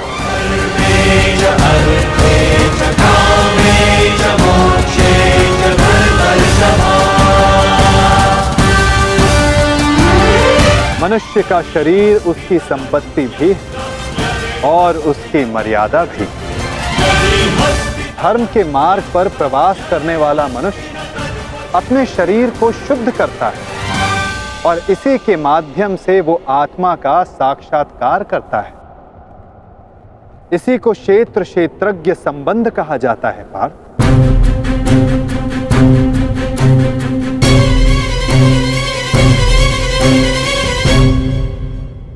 मैं इसका तात्पर्य नहीं जान पाया माधव। जब मनुष्य ये जान लेता है कि उसका शरीर एक भूमि का टुकड़ा है, अर्थात क्षेत्र है, और वो स्वयं उस भूमि के टुकड़े में रहने वाला, उस भूमि के भाग को जानने वाला, अर्थात क्षेत्रज्ञ है, तब वो शरीर के माध्यम से स्वयं की प्रगति साध पाता है। आत्मा शरीर में रहकर 3 गुणों का संतुलन करती है। वो तमस गुण को कम करके सत्व गुण को बढ़ाने का उपाय करती है और ईश्वर की भक्ति करके वो परमात्मा के साथ एक हो जाती है। भक्ति कैसे की जाती है माधव? क्या समर्पण ही भक्ति नहीं? नहीं पार्थ, समर्पण भक्ति का प्रथम चरण है। भक्ति किसी कार्य का नाम नहीं, भक्ति मनुष्य के मन की स्थिति का नाम है। मनुष्य के लिए आवश्यक है कि वो जाप ताप याग यज्ञ यम नियम योग स्वाध्याय से अपने अंतर को पवित्र रखे और परमात्मा को समर्पित रहे। अपने सारे कार्यों का फल, जीवन का प्रत्येक श्वास परमात्मा को समर्पित करता रहता है। यदि भक्ति केवल मन की स्थिति है तो जप तप आदि का क्या महत्व है माधव? जिस प्रकार आज का धुला हुआ पात्र कल को मलिन हो जाता है, ठीक उसी प्रकार मनुष्य का मन परमात्मा की भक्ति से बार बार विमुख हो जाता है पार्थ। इसलिए आवश्यक है कि मनुष्य जाप ताप स्वाध्याय के माध्यम से स्वयं को निरंतर स्मरण करवाता रहे कि उसका जीवन परमात्मा को समर्पित है। भक्ति का केवल एक ही सार है पार्थ कि मनुष्य अपना सारा जीवन परमात्मा को अर्पित करके भक्ति करता रहे और सत्व गुण से युक्त संपत्ति को संभाल कर रखे। सत्व गुणी संपत्ति किसे कहा जाता है माधव? अहिंसा सत्यम अक्रोध त्यागा शांति रपय सुनम दया भूतेषु अलोलुत्वम मार्दवम प्रियचापन तेज क्षमा धृति शौचम अद्रोहो नातिमानिता भवन्ति संपदम दैव अभिजातस्य भारत। बिना कारण तथा स्वार्थ के हेतु हिंसा करना अधर्म है पाप। अहिंसा ही वास्तव में परम धर्म है। उसके साथ सत्य, क्रोध का ना होना, त्याग, मन में शांति, निंदा ना करना, दया भाव रखना, सुखों के प्रति आकर्षण ना होना और अकारण कार्य ना करना। तेज क्षमा धैर्य शरीर की शुद्धता धर्म से दो राह ना करना और अहंकार का ना होना, इन सभी गुणों को सत्व गुणी या दैवी संपत्ति कहा जाता है पार्थ। इसी से मनुष्य परमात्मा की अर्थात मेरी भक्ति कर पाता है पार्थ। जो मेरी भक्ति करता है वो इस जीवन के कर्तव्यों का वहन करता है, धर्म की स्थापना करता है और कर्म के फलों की इच्छा किए बिना उनकी आशा त्याग कर अपना जीवन जीता है पार्थ। उसे मैं इस जन्म में संतोष देता हूं तथा मृत्यु के पश्चात अपने में स्थान देता हूं पार्थ। जो रूप सबको अपने में स्थान दे दे, आपका वो रूप कैसा है माधव? कौन है आप? सांख्य के माध्यम से मैंने जाना है कि मैं आत्मा हूं, अमर हूं, जो नाशवंत शरीर में केवल वास करता हूं। और कर्मयोग के माध्यम से मैंने जाना है कि फल की इच्छा को त्याग कर केवल कर्म करने से ही मन को शांति और जीवन में सफलता प्राप्त होगी। और भक्ति योग के माध्यम से मैंने आपके प्रति समर्पण का महत्व जाना है, किंतु आपके प्रति संपूर्ण श्रद्धा से समर्पित होने की इच्छा होते हुए मन से संशय नहीं जा रहा। आपके सारे ज्ञान को प्राप्त करने के पश्चात भी मेरी बुद्धि स्थिर नहीं हो पा रही माधव। इस रणभूमि में मुझे अब भी चारों ओर मनुष्य ही दिखाई दे रहे हैं। आपने कहा था कि मनुष्य है ही नहीं, सब स्थान पर परमात्मा है।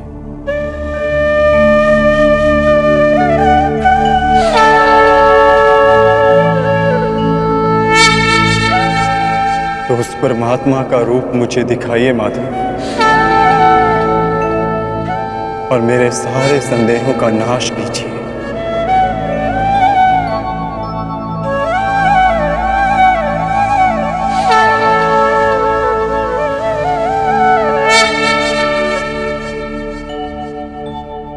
तो देखो पार्थ,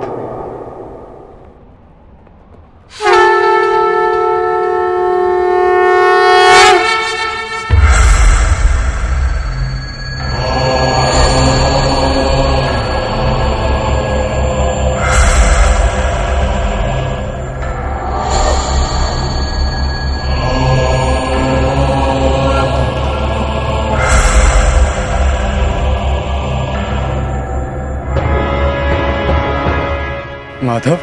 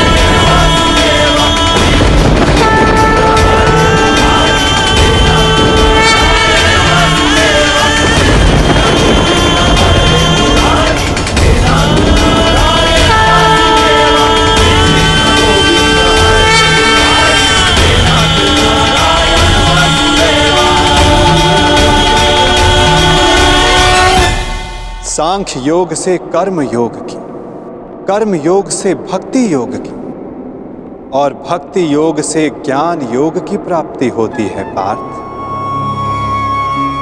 मेरे विश्व रूप के दर्शन करना ही वास्तविक ज्ञान है पार्थ। विश्व में यही एक ज्ञान सारे ज्ञानों का तथा विज्ञानों का आधार है। यही एक ज्ञान है जो मुक्ति प्रदान करता है। देवताओं को जो दर्शन सरलता से नहीं प्राप्त होता, ऐसा मेरा वास्तविक रूप मैं तुम्हें दिखा रहा हूं पार्थ।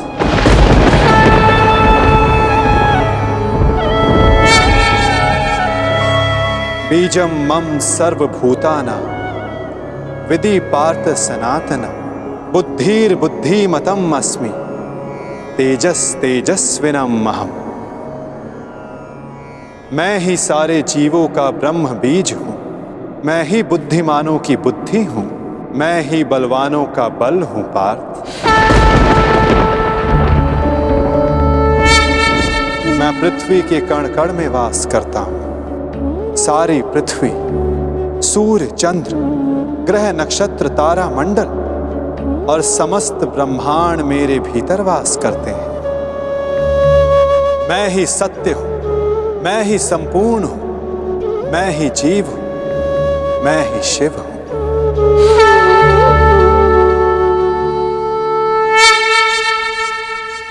अक्षरों में आकार हूं, वेदों में सामवेद हूं, देवों में इंद्र हूं, प्राणियों में चेतना हूं,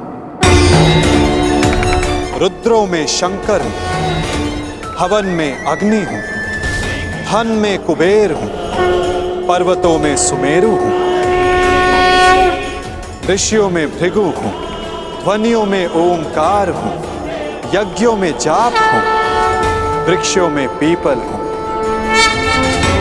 कीर्ति मैं ही हूं, बुद्धि में स्मृति, मेघा और क्षमा मैं ही हूं, गंधर्वों में चित्ररथ हूं, देव ऋषियों में नारद हूं, मुनि में कपिल हूं, अश्वों में उच्च अश्व हूं, गजों में ऐरावत हूं, पशु में सिंह, पक्षियों में गरुड़ हूं, मनुष्यों में राजा हूं, शस्त्रों में वज्र हूं, गायों में कामधेनु हूं, सर्पों में वासुकी हूं, शेषनाग हूं। मैं वरुण देव, वायु, यमराज, श्री राम और पवित्र गंगा मैं ही हूं।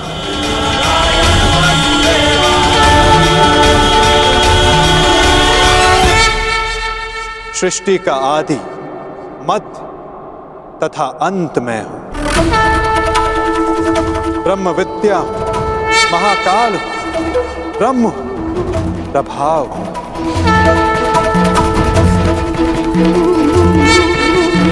मैं ही विजय हूं, मैं ही निश्चय हूं, मैं ही सत्व हूं, दंड, नीति, शक्ति, मौन तथा तत्व ज्ञान भी मैं हूं। वासुदेव हूं, अर्जुन हूं, वेद व्यास हूं, ऐसा कोई स्थल नहीं जहां मैं नहीं पार।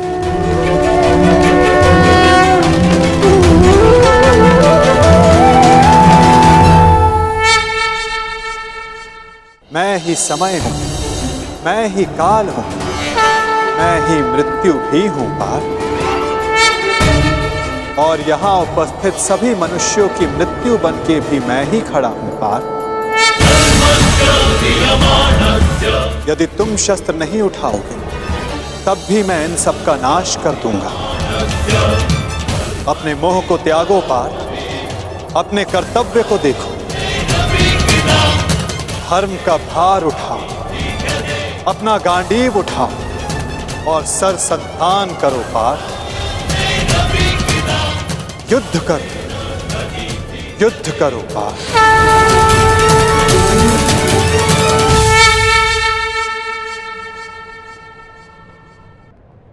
भगवान, माधव, मधुसूदन, आज मेरे सारे संदेहों का नाश हो गया है। हे नारायण, हे माधव, ये मेरा सौभाग्य है कि मैं स्वयं आपके वास्तविक अवतार का साक्षी बना।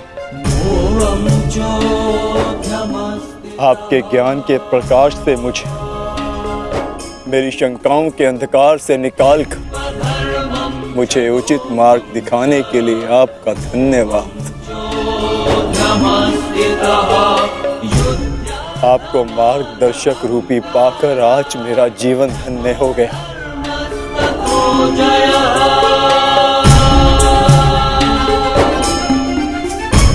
अब मैं आपसे विनती करता हूं कि आप अपने वासुदेव कृष्ण रूपी अवतार में पुनः लौट आइए और मैं वचन देता हूं कि मैं अर्जुन पूर्ण रूप से आप पर विश्वास करके अपने कर्तव्य का पालन करूंगा।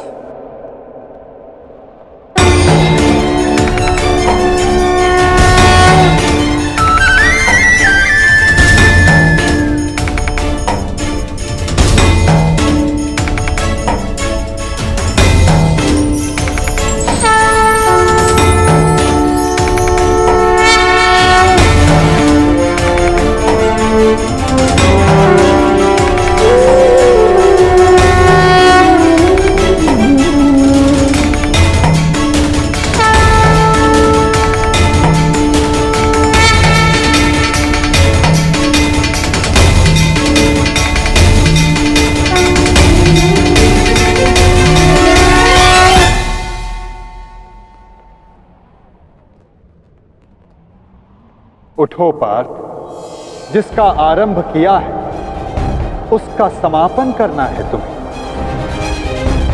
इस अधर्म का नाश करके नया प्रारंभ करना है तुम्हें अपना कर्तव्य पूर्ण करना है पार्थ। उठो।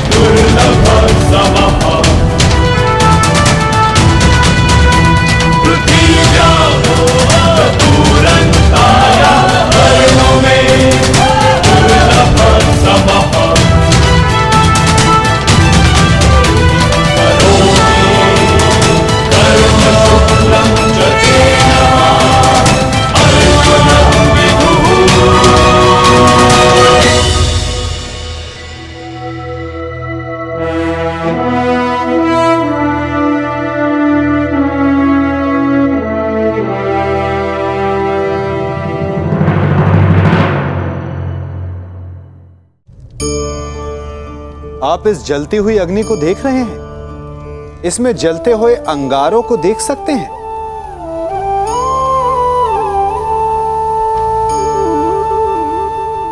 बड़ा गर्म है, हाथ भी जला सकता है, परंतु जब यह ठंडा हो जाता है तो आप इसे हाथ में पकड़ सकते हैं।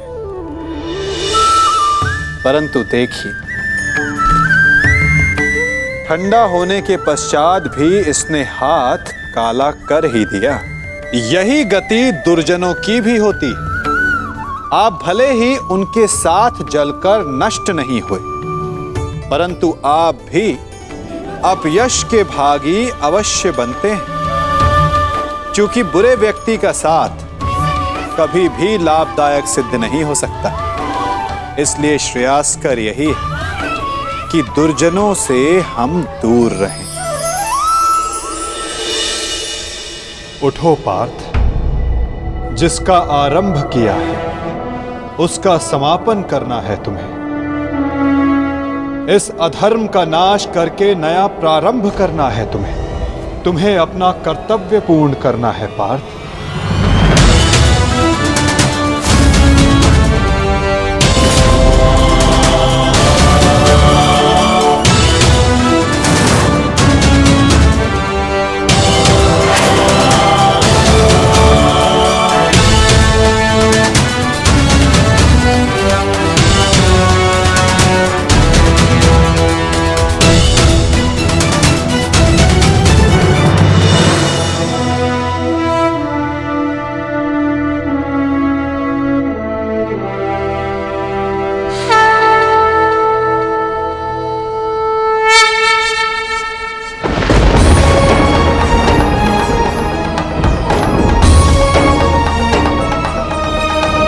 ईश्वर स्वयं है सृष्टि सारी, कहाँ उसको खोजना। जो भी होता शुभ ही होता, सब उसी की योजना। कामनाएं फल की छूटे, वो ही सच्चा कर्म है। ईश्वर चरण में हो समर्पण, वो ही केवल धर्म है। व्यर्थ चिंता है जीवन की, व्यर्थ है मृत्यु का भय। आत्म को ना मार पाते, शस्त्र अग्नि असमय।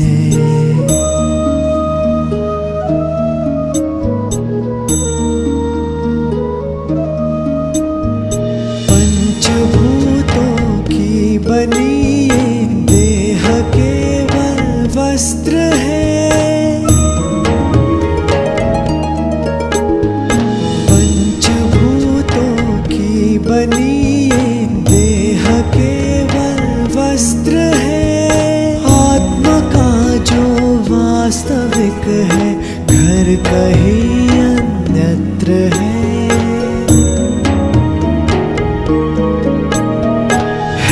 परिवर्तन ही सत्य, झूठ सबका साथ है। कुछ न खोना कुछ न पाना, रिक्त रहते हाथ है।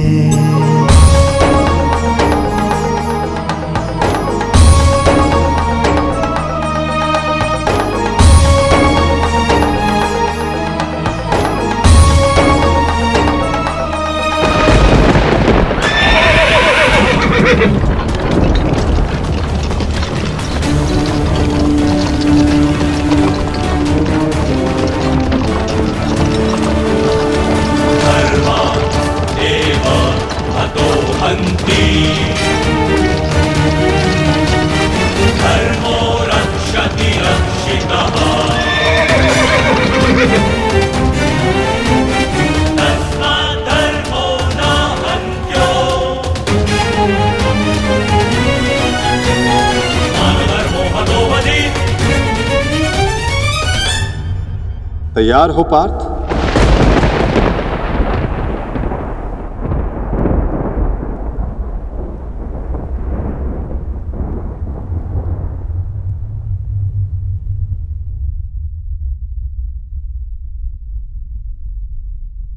जी माधव।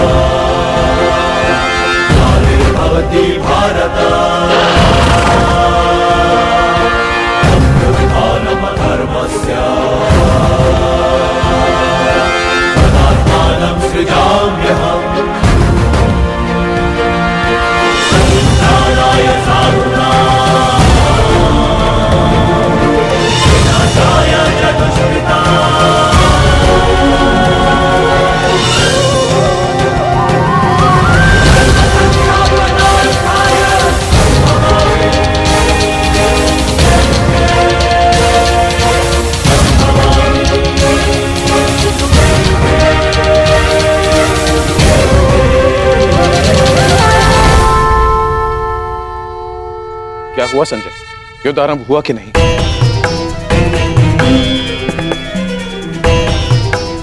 वासुदेव के शब्दों ने मुझे मौन कर दिया है महाराज। अब कहने के लिए कुछ भी शेष नहीं है। जिस प्रकार से वासुदेव के ज्ञान ने राजकुमार अर्जुन को प्रबुद्ध कर दिया है, उसी ज्ञान का प्रभाव मुझ पर भी पड़ा है महाराज। वो सब छोड़ो संजय, मुझे केवल इतना बताओ कि युद्ध आरंभ हुआ है कि नहीं। विस्तार से बता कि युद्ध भूमि में क्या क्या घटित हो रहा है। बताओ मुझे। जो आज्ञा महाराज।